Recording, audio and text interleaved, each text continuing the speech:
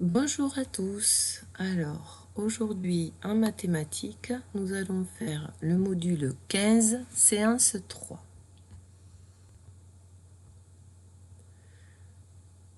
On va écrire en lettres des nombres et représenter les nombres.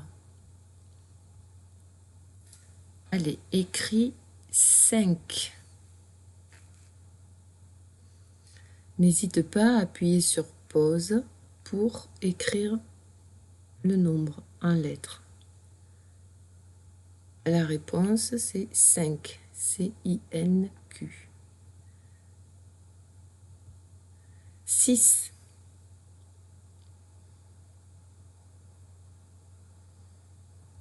Et voilà la réponse. S-I-X. Maintenant, tu vas représenter 25 à l'aide de dizaines et d'unités.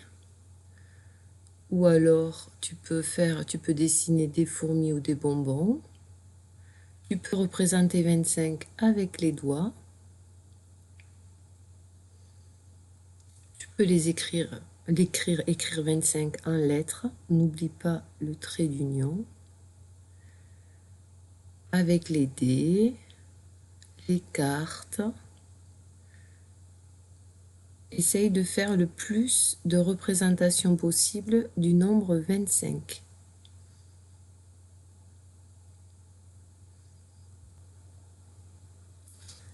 Appuie sur pause pour faire ton travail. Voilà une possibilité de ce que tu pouvais faire. 25, bien j'écris 25. Avec la monnaie, je pouvais prendre 2 billets de 10 et 5 pièces de 1. Ou alors 2 dizaines et 5 unités. Avec les cartes, je pouvais prendre 10, puis 8 et 2 qui font 10 également, et 5. Avec les dés, 5 et 5 font 10, 6 et 4, 10 aussi, 3 et 2, 5, donc on a 25. Avec les doigts, bien je prenais 10 doigts, puis 9 et 1 qui font 10, et 5. Mais il y avait d'autres possibilités. Calcul mental. Tu dois calculer le plus rapidement possible 9 plus 6. Appuie sur pause. Donc, pour faire 9 plus 6 rapidement, regarde. Alors, je vais placer 9 jetons.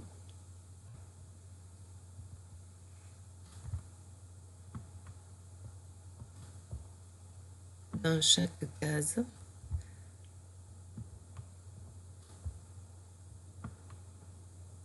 J'en suis à 6, 7, 8 et 9. Tu vois, il y avait 10 places. J'en ai mis 9. Il reste une place. Puis 6 jetons à côté.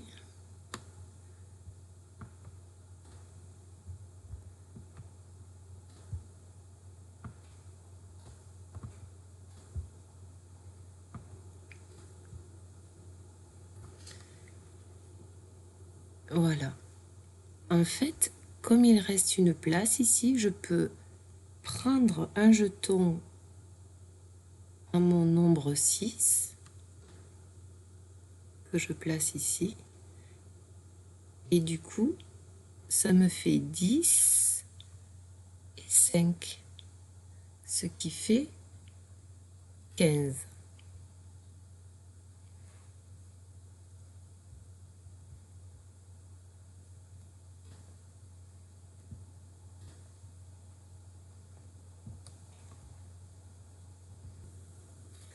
À chaque fois que tu vois un 9, n'hésite pas à prendre un du nombre que j'ajoute pour faire 10.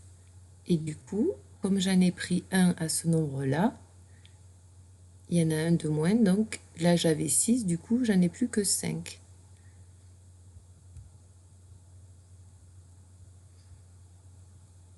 Allez, essaye de calculer. Oui, là, alors là, c'est l'explication que je viens de te donner. 10 plus 5, et donc, ça fait 15. Allez, maintenant, 9 plus 8.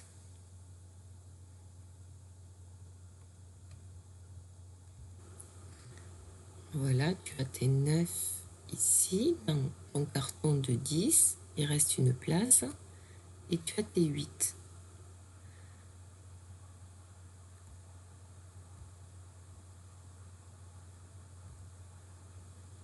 Donc, je prends un jeton qui appartenait au 8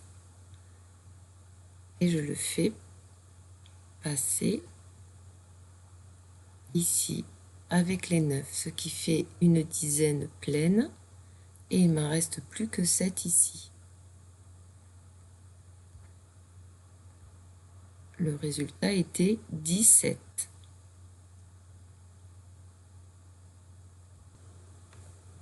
Allez, on passe aux apprentissages.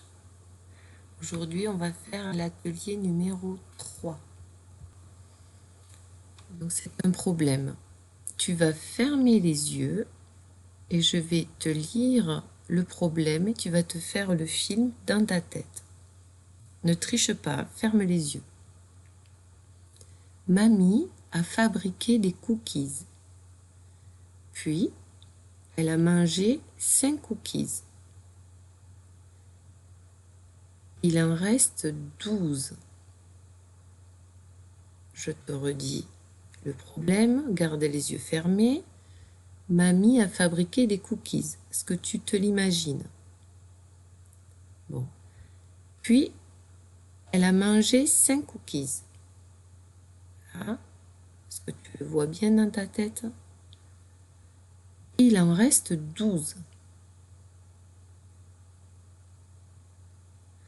Combien de cookies y avait-il avant qu'elle ne les mange?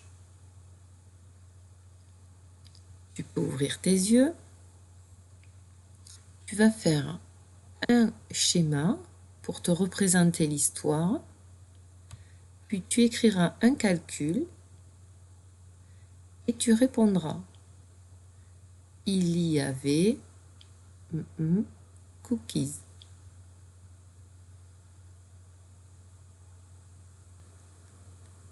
Voilà la réponse.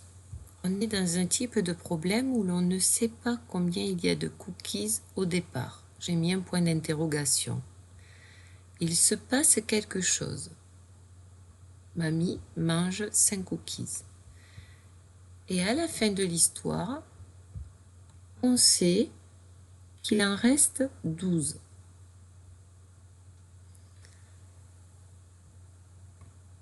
Donc, les possibilités étaient: je me demande combien il y en a au départ, mais je sais que si j'en enlève 5, ça me fait 12. Donc, quelque chose moins 5 doit être égal à 12. La réponse était 17. 17 moins 5 égale 12. Mais tu pouvais également écrire cette opération ou celle-là qui répondent aussi au problème. On sait que les 12 qui restent plus les cookies qui ont été mangés donnent le résultat de ce qu'il y avait au départ. Donc 5 plus 12 est égal à 17. On peut écrire aussi 12 plus 5 est égal à 17. Donc il y avait 17 cookies. 1, 2, 3, 4, 5, 6, 7, 8, 9, 10, 11, 12. 13, 14, 15, 16, 17. Tu vas maintenant prendre ton fichier qui est à la fin de ton cahier bleu et tu vas faire le problème numéro 7 et le problème numéro 8. Donc, il y a 9 jetons noirs et 4 jetons verts dans la boîte. Combien de jetons y a-t-il en tout? N'oublie pas de faire un schéma, d'écrire une opération, un calcul et de répondre par une phrase. Manon donne 13 fleurs à sa mère. Sa maman en jette 2 qui sont fanées. Combien peut-elle en mettre dans le vase? Pareil, tu fais le schéma, le calcul et tu réponds par une phrase.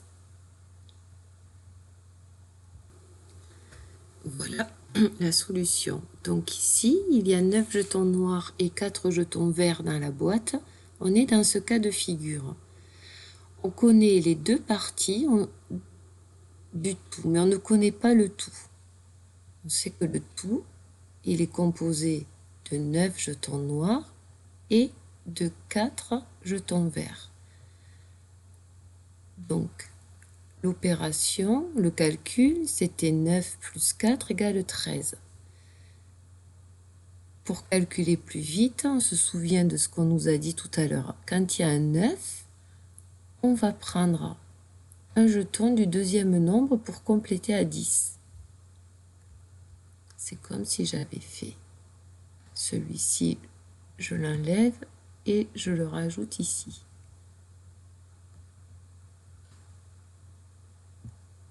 Et on voit bien que ça fait 13. 9 plus 4 égale 13. Il y a 13 jetons. Pour le problème numéro 8, on est dans un cas de figure où on connaît le départ, il y a 13 fleurs. Il se passe quelque chose. 2 fleurs sont fanées. Et on ne sait pas combien on va pouvoir en mettre dans le vase. Donc on a le départ de l'histoire, on sait qu'il s'est passé quelque chose, il nous manque la fin. J'ai choisi de représenter 13 avec des dizaines et des unités, donc une dizaine et 3 unités. Je vais enlever les 2 fleurs fanées et je vois qu'il me reste une dizaine et une unité, ce qui fait 11. 13 moins 2 égale 11. Elle peut en mettre 11.